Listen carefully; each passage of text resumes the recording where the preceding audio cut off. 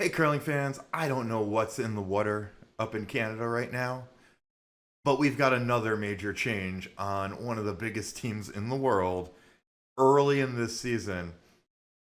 You don't see these things happening usually in September, October, but I guess this is the new normal. It's a Olympic trials year and everyone's angling for that spot, and now it's Team Gushue that has made a major change just 3 events into the season. Team Gushue announced that they were parting ways with EJ Harnden. Their longtime second, one of the best sweepers in the world, and they haven't announced who's going to be playing with them in his place yet. It seemed not as acrimonious as the Cooey situation because Harnden signed off on the press release with the team. So it does seem like everyone kind of agreed on the decision that was made, at least publicly. And yeah, I mean, hard to believe the speculation that I've heard, that I've seen out there. This is no inside information. Is just that you look at Harden, and EJ is without a doubt one of the best sweepers in the world, but he had been struggling, relatively speaking. We are talking about one of the best teams in the world here.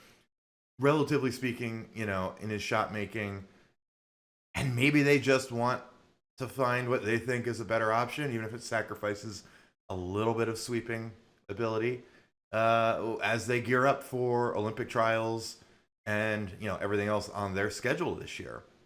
EJ Harden, of course, has been one of the top seconds in the world for I don't know, since he was playing with Brad Jacobs, of course, right? Like back in the early 2010s through a few years ago. He's been a part of Brad Gushue's team for the last 2 years, partnering with Jeff Walker on the front end. As they've won back-to-back Briars and finished second at Worlds twice in a row.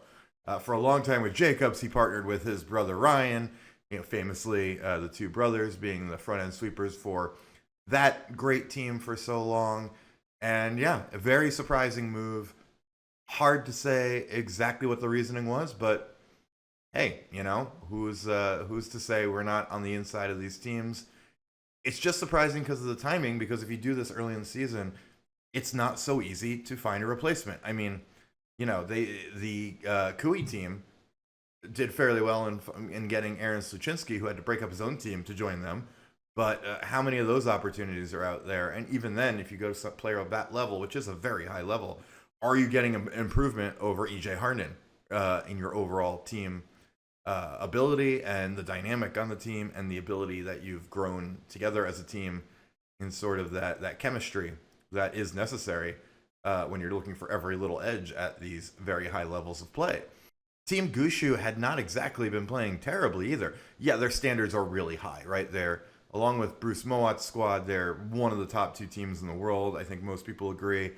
And they had finished second in 2 events and made a semifinal in a third, so having not won an event yet. But they hadn't had any disasters either. The team is 12-5 on the year, and all their losses have come to teams that are in the top 10, at least in the doubletakeout.com ratings that I like to use when looking at team strength. So they haven't been losing to weak teams. Maybe they haven't performed how they want to against the elite teams in the world. It's still very early in the season, though. So surprising they would decide a change had to be made. Unless, again, maybe there really was some agreement on both sides of this one, given the press release that was put out there by the team and EJ. So if we look here on Facebook, we can see the press release that was put out yesterday on Thursday.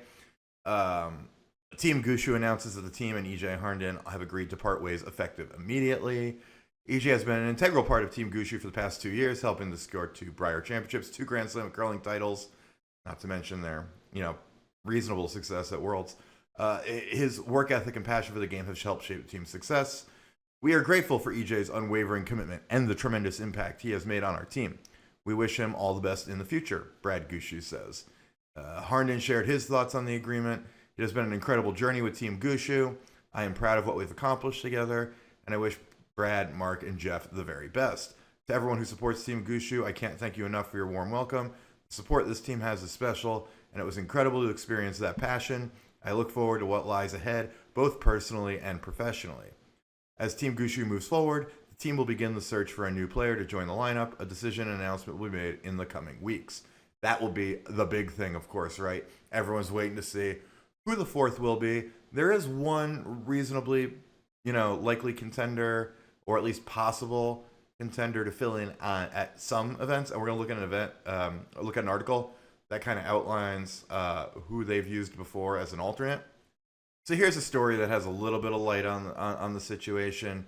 Harnden out of Team Gushue, story from The Curling News. And if we scroll down, a lot of this is going to be about the press release we've seen, but there are a couple details that I think are worth mentioning here. Stunning news of St. John's import second EJ Harden has departed from Team Brad Gushue. And whomever steps into the team lineup will soon be wearing the maple leaf, because they will be Team Canada at the Brier, of course. And at the Pan-Continental Championships, as this article mentions. But here's some of the more interesting stuff. Team Gushue starts another tour event in Harden's hometown of Sault Ste. Marie, Ontario on October 17th. The following event is the Pan-Continental Championship in Lacombe, Alberta, beginning on October 27th. That's where the squad will represent Canada in the search for a berth in the world's men's curling championship in March.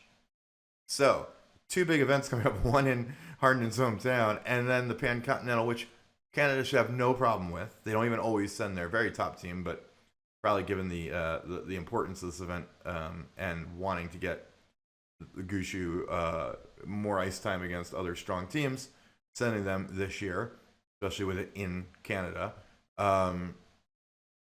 And yeah, so whoever jumps in is going to be a part of Team Canada officially in a couple weeks. And if we scroll down further, here's the part about finding a new player. Team Gushue said they will begin the search for a new player to join the lineup. PEI's Adam Casey was recently announced as Team Gushue's alternate for the Pan-Continental Championships. Casey played with Gushue, I should say, for 3 years from 2012-2014, along with fellow PEI native Brett Gallant.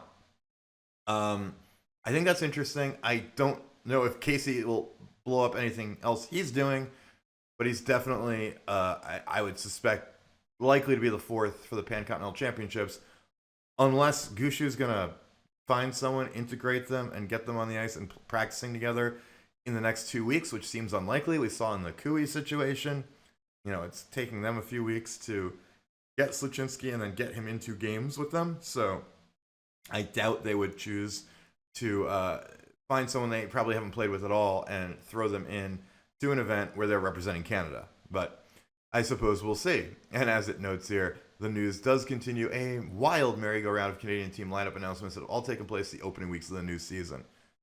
This is new. I mean, we haven't seen this much before. Off-season changes, end-of-season changes, absolutely. But the idea of doing these changes when you've already started the season and a lot of teams are locked in, and you would think completely unwilling, but at least very unlikely to allow shakeups like this to blow themselves up for a player to blow up his team or her team. We haven't seen this on the women's side yet, but who knows? To join another team that has decided to part ways with one of their players, that's a tricky proposition. And I can't say I expect to see more of this, but hey, now we've seen two of the biggest names in curling, absolutely the biggest names in Canadian curling, drop players and look to pick up players in the middle of the season. Who knows what else is going to happen? Who knows what the next shoe is it's going to drop? I'll keep on top of it. We'll have more videos as we get more news on this stuff. And hey, hopefully your teams are staying together if you're watching this. Hopefully your club seasons have started or are about to start. And for everyone out there, good curling.